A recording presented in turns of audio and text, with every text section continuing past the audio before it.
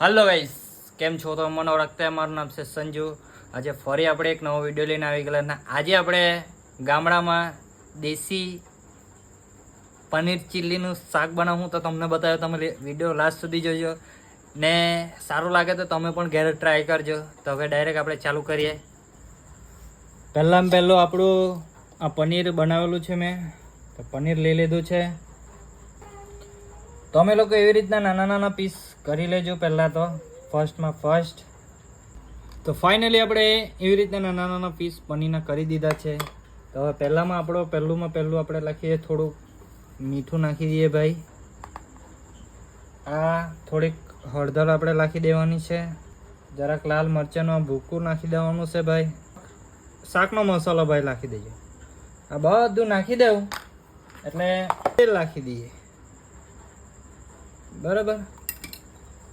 આપણે એકદમ નવી ને યુનિક ભાઈ વસ્તુ બનાવવાનો છે, ખતરનાક।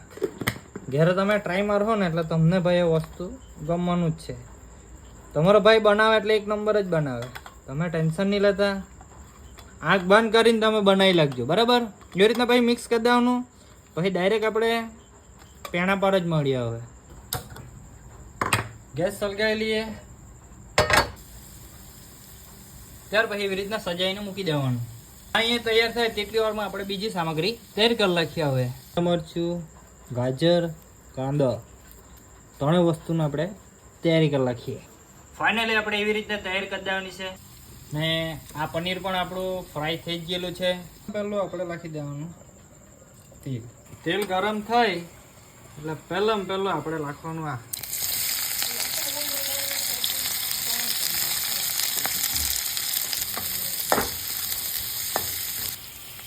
આ થાય તેટલી વારમાં આપણે આદુ લસણની પેસ્ટ નાખી દઈએ અંદર વચ્ચે।